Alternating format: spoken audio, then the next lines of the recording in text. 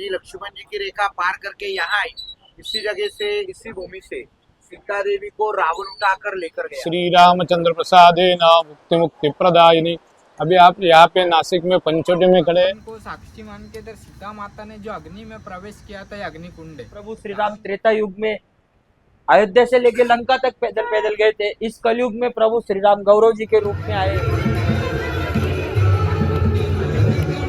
जय श्री राम। प्रभु श्री राम के वनवास के मार्ग अयोध्या से लंका तक पर आज मेरा 30वां दिन है और मुझे पूरे 30 दिन हो चुके हैं, 1 महीना हो चुका है और आज मैं उस स्थान पर हूँ जहाँ से पूरे विश्व का इतिहास बदल गया। मैं आज हूँ नासिक में। नासिक में कहाँ? पंचवटी में।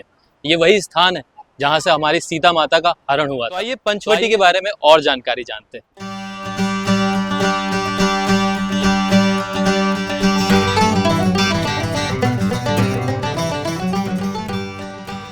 और सबसे पहले मैं आ गया हूँ पंचवटी पे कपालेश्वर महादेव के दर्शन करने।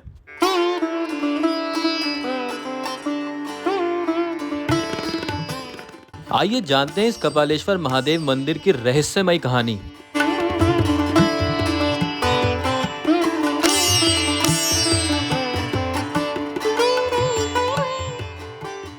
और आपको ये बात जानकर हैरानी होगी कि ये विश्व का इकलौता ऐसा महादेव का मंदिर है जहाँ पर नंदी महाराज उपस्थित नहीं हैं। और आपको तो पता ही होगा कि विश्व के हर महादेव के मंदिर के द्वार पर नंदी महाराज उपस्थित होते हैं, पर इस मंदिर में नंदी महाराज क्यों नहीं है? मान्यता यह है कि एक बार महादेव से ब्रह्म हत्या हो गई थी। कुछ लोगों का ये भी मानना है कि महादेव के हाथों से एक गाय की हत्या हो गई थी और इस ब्रह्म हत्या के पाप का पश्चाताप करने के लिए महादेव ने पंचवटी के इसी घाट पर स्नान किया था और इसी स्थान पर तपस्या की थी। और इसी स्थान पर महादेव ने नंदी महाराज को अपना गुरु माना था। वो नंदी महाराज ही थे जिन्होंने महादेव को पश्चाताप की राह दिखाई थी और इसी कारणवश नंदी महाराज इस मंदिर में उपस्थित नहीं है, क्योंकि महादेव ने उन्हें इस स्थान पर अपना गुरु माना था। कपालेश्वर महादेव मंदिर के दर्शन करने के बाद मैं नासिक के एक निवासी विजय भाई से मिलने चल देता हूँ। और किसी शहर की असलियत जाननी हो या उसके पीछे की कहानी जाननी हो तो सबसे पहले उस शहर के किसी लोकल से जरूर बात करना, क्योंकि उस शहर को उनसे ज्यादा कोई नहीं जान सकता। तो आज हम भी विजय भाई के माध्यम से नासिक देखने वाले हैं। सबसे पहले सबको जय श्री राम। आप सभी का बहुत स्वागत है पंचवटी भूमि में। गौरव भाई का बहुत स्वागत है। मुझे बहुत अच्छा लगे कि जैसे प्रभु श्री राम त्रेता युग में अयोध्या से लेकर लंका तक पैदल पैदल गए थे, इस कलयुग में प्रभु श्री राम गौरव जी के रूप में आए हमारे पंचवटी में। वो भी उनके जैसे ही बिगर चप्पल पैदल पैदल पूरी यात्रा करते हुए। तो नहीं पता, पर ये जो यात्रा है ये बहुत कठिन यात्रा है। आज माँ बाप को कोई दो दिन भी छोड़ के निकलता है, 2 दिन घर का खाना नहीं खाता तो उसको घर की याद आती है।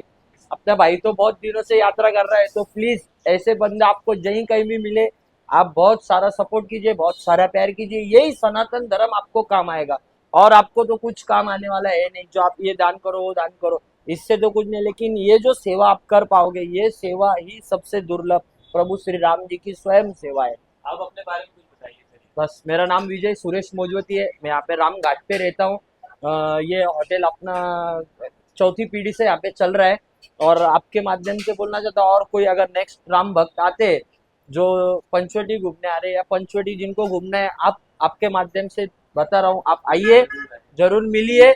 आपको पूरा पंचवटी हम जरूर घुमाएंगे हमारी तरफ से। जय श्री राम, जय श्री राम। और विजय भाई मेरी मुलाकात पंचवटी के प्रमुख पुजारी जी से करवाते हैं, तो आइए जानते हैं उन्हीं के मुख से इस पंचवटी के घाट के बारे में। पंचवट्याम विशेषेण गोदा दक्षिण वाहिनी श्री रामचंद्र प्रसादेन मुक्ति मुक्ति प्रदायिनी। अभी आप यहाँ पे नासिक में पंचवटी में खड़े। पंचवटी का विसर्जन है, आप जो श्लोक बोला उसमें पंचवट्याम विशेषण, पंचवटी का विषय है जो गोदावरी है यहाँ पे पूरब की तरफ आती है और यहाँ से वो दक्षिण की तरफ जाती है, इसके लिए इसको गोदावरी को दक्षिण बोला जाता है। और यहाँ पे प्रभु रामचंद्र भगवान जिस वनवास में आए थे उस टाइम पे उन्होंने यहाँ पे स्नान करके अपने पिताजी का श्राद्ध किया था, इसके लिए पंचवट्याम विशेषेण गोदा दक्षिण श्री रामचंद्र प्रसादेन मुक्ति मुक्ति प्रदायिनी, यानी अपने पितरों को मुक्ति के लिए यहाँ पे पिंडदान किया जाता है। तो आइए मैं आपको ले चलता हूँ पंचवटी घाट पर बने मंदिरों के दर्शन कराने। सबसे पहले हम दर्शन करते हैं अर्धनारेश्वर मंदिर के। इस मंदिर में शिव और पार्वती की मूर्ति है। अर्धनारेश्वर का अर्थ ही ये है, आधे शिव भगवान और आधी पार्वती माता।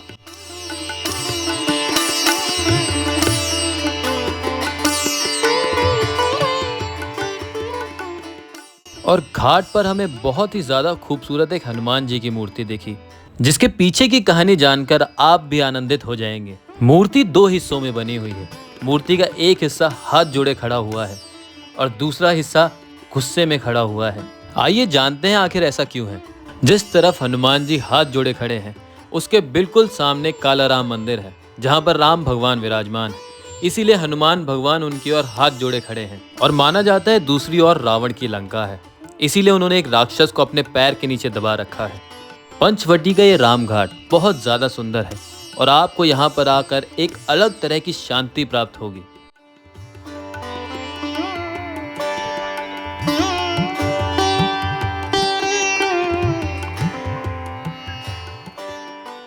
और इस राम घाट पे कुल 4 कुंड हैं। राम कुंड, लक्ष्मण कुंड, सीता कुंड और हनुमान कुंड। और जो आप मेरे सामने अभी देख रहे हैं वो है लक्ष्मण कुंड।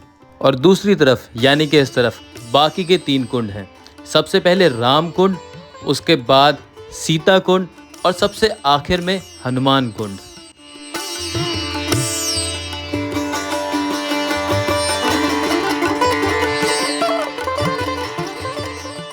और राम घाट पर एक ऐसा मंदिर भी है जो सिर्फ हर 12 साल में खुलता है।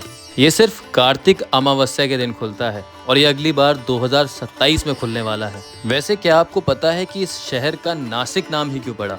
आइए चलते हैं रामायण की उस घटना की ओर, जिसकी वजह से इस शहर का नाम नासिक पड़ा। ये वही शहर है जहाँ पर लक्ष्मण भगवान ने सूर्पणखा की नाक काटी थी। और नाक का दूसरा नाम नासिका भी होता है। तो सूर्पणखा की उस नाक कटने की घटना की वजह से शहर का नाम नासिक पड़ गया।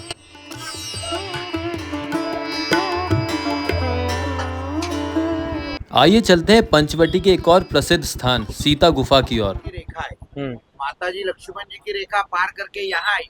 इसी जगह से, इसी भूमि से सीता देवी को रावण उठाकर लेकर गया।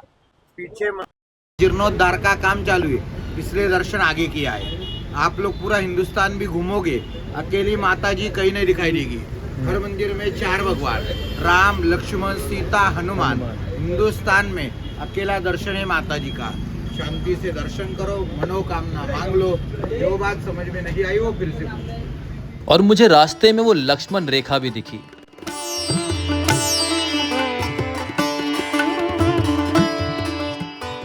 नासिक शहर के लोगों का मानना ये है कि जिस स्थान पर अभी ये पानी बह रहा है, ये वही लक्ष्मण रेखा है, जिसके नजदीक आपको एक लक्ष्मण रेखा मंदिर भी मिल जाएगा। तो आप इस मंदिर के भी दर्शन करें, सीता माता के दर्शन करें। और फिर मैं सीता गुफा के पास पहुंच जाता हूं।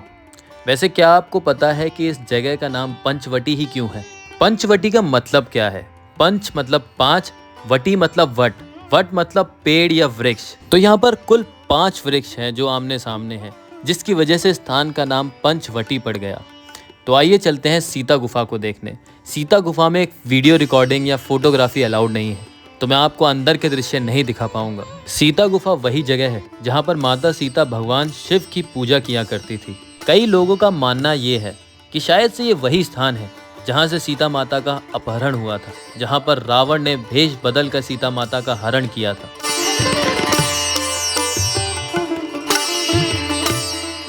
और सीता गुफा के बिल्कुल सामने पंचवटी गौशाला है, जहाँ पर आप खुद अपने हाथों से गाय को उनका खाना खिला सकते हैं। और अगर आप भी मेरी तरह पंचवटी की गौशाला में आ चुके हैं, तो ये आपके लिए सौभाग्य की बात होगी कि आप भी गाय को अपने हाथों से उनका भोजन खिला सकते हैं।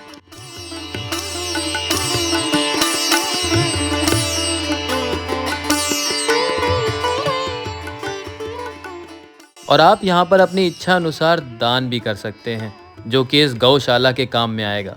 और गौशाला के द्वार पर एक छोटी सी मार्केट है, जहाँ पर आपको जूट के बैग, कुछ खाने का सामान, ये सब मिल जाएंगे। और उसके बाद मैं निकल पड़ता हूँ गोरे राम मंदिर की ओर। इस मंदिर में भगवान राम, माता सीता और भगवान लक्ष्मण की मूर्तियाँ सफ़ेद रंग की हैं, इसीलिए इसका नाम गोरा राम मंदिर पड़ गया है।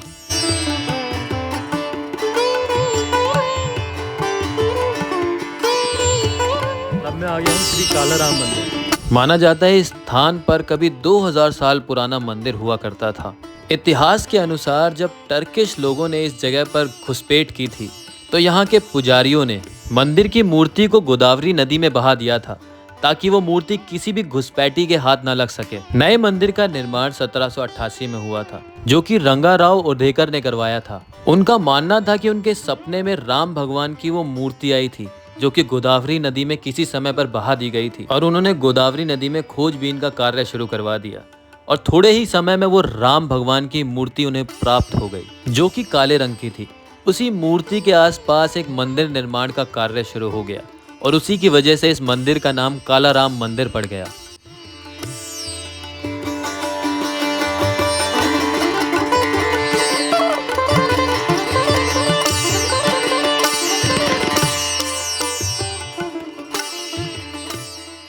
पंचवटी एक बहुत ही ज़्यादा खूबसूरत जगह है और इस जगह से हमारा इतिहास जुड़ा हुआ है, और इस शहर में आपको जगह जगह पर अलग अलग तरह के मंदिर मिलेंगे, तो आप यहाँ पर ज़रूर आएं। वैसे तो कालाराम मंदिर देखने के बाद मुझे तपोवन की ओर जाना था, जो कि यहाँ से करीब 2 से 2.5 किलोमीटर दूर है, पर अभी शाम का समय हो गया है और शाम की गोदावरी आरती वो मैं मिस नहीं करना चाहता। तो आइए रुक करते हैं पंचवटी के रामघाट की ओर, जहाँ पर गोदावरी आरती शुरू ही होने वाली है।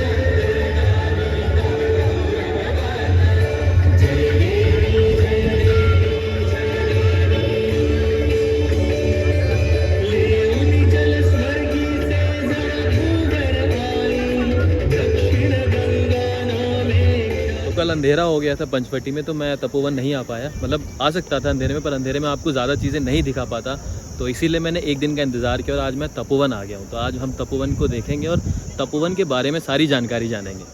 तपोवन पंचवटी में रामकुंड से करीब 3 किलोमीटर दूर स्थित है और एक संगम स्थान के नाम से भी जाना जाता है, क्योंकि यहाँ पर कपिला नदी और गोदावरी नदी का मिलन होता है।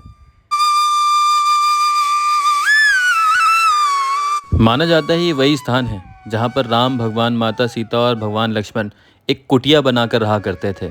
आइए चलते हैं प्राचीन समय की उस कुटिया की ओर और जानते हैं इस जगह की विशेषता। राम भगवान और सीता माता जी का दर्शन है। 3 भगवान इधर खड़े हुए थे, ब्रह्मा विष्णु महेश। 3 भगवान को साक्षी मान के इधर सीता माता ने जो अग्नि में प्रवेश किया था, अग्नि कुंड है। रावण जो लेके गए सीता माता का मायावी रूप, रावण लेके गए पंचवटी सीता के पास। सीता माता का असल रूप 3 भगवान के सामने इधर अग्नि में गुप्त रखा था, यह अग्नि कुंड है। बीच में वाला मुक्ति कुंड है, सीता माता स्नान करने की जगह। कपिल ऋषि तप करके लाए कपिला नदी, त्र्यंबकेश्वर से आती गोदावरी, 2 नदी का पीछे संगम होता है। जल लेना, तीर्थ लेना और अपनी इच्छा से इतना शक्ति दान होती है। कुंभ की जगह, रामायण कालीन जगह। तो यहाँ पे तीनों भगवान खड़े थे हैं? और मान्यता ये भी है कि इसी स्थान पर कपिल ऋषि का आश्रम हुआ करता था और अगस्त्य ऋषि ने भी कई वर्षों तक इस स्थान पर तपस्या की है।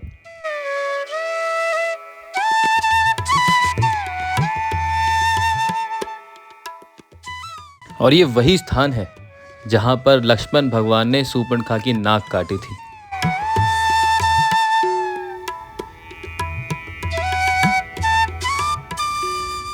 और तपोवन से करीब 30 किलोमीटर दूर त्र्यंबक नाम की एक जगह है जहां पर गोदावरी नदी का उद्गम स्थल है, यानी कि गोदावरी नदी जहां से शुरू होती है। और त्र्यंबक में ही त्र्यंबकेश्वर ज्योतिर्लिंग 12 ज्योतिर्लिंग में से एक ज्योतिर्लिंग स्थित है।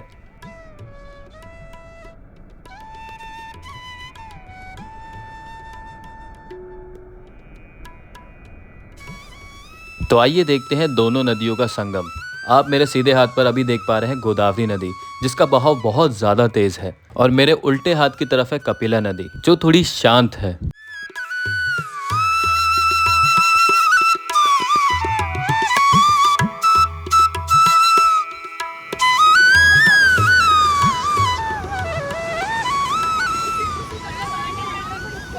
और मैं ना आप लोगों को एक शख्स से मिलवाता हूँ जो आज मुझसे मिलने आए हैं, अतुल भाई। तो अतुल भाई का मेरे को इंस्टाग्राम में मैसेज आया था, तो उन्होंने बोला कि आपको मैं घुमाता हूँ तपोवन, मतलब तपोवन नहीं, आपको नासिक घुमाता हूँ। तो आज मुझे तपोवन घूमना था, तो अतुल भाई मुझे तपोवन घुमाने के लिए ले आए। थैंक यू अतुल भाई, थैंक यू। तो इनकी वजह से ना तपोवन घूमना आसान हो गया। क्यों? क्योंकि मैं इनकी बाइक पे आ गया हूँ ना, तो मुझे पैदल नहीं चलना पड़ा या कुछ और पब्लिक ट्रांसपोर्ट में यार पैरों की दिक्कत हो जाती है। तो अब बैठे बैठे चुपचाप आ गया और पैर भी बच गया। तो थैंक यू अतुल भाई। तो तपोवन को अच्छी तरीके से देख कर आपको सारी जानकारी देने के बाद हम वापस निकल रहे हैं पंचवटी की ओर, क्योंकि कल मैं पंचवटी में स्नान नहीं कर पाया था, तो आज गोदावरी में स्नान करते हैं और आरती देखते हैं। चलो आओ।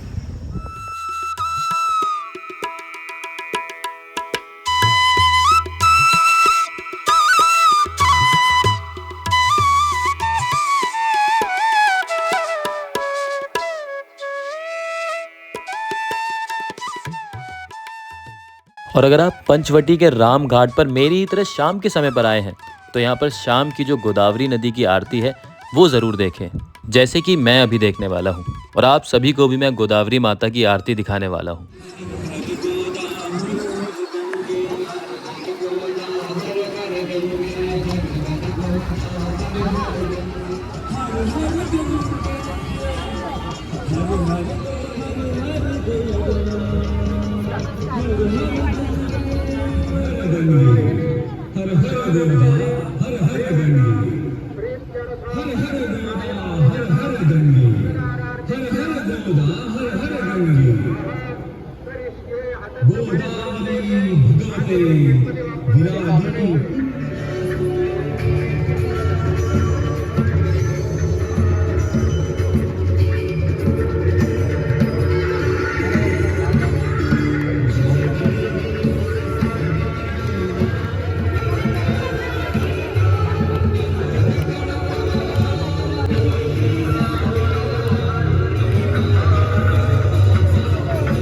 एक बार राम घाट से वापस जाने से पहले एक बार विजय भाई से मुलाकात कर लेते हैं। अब पता नहीं कब मिलना हो, वैसे आप दिल्ली आओ।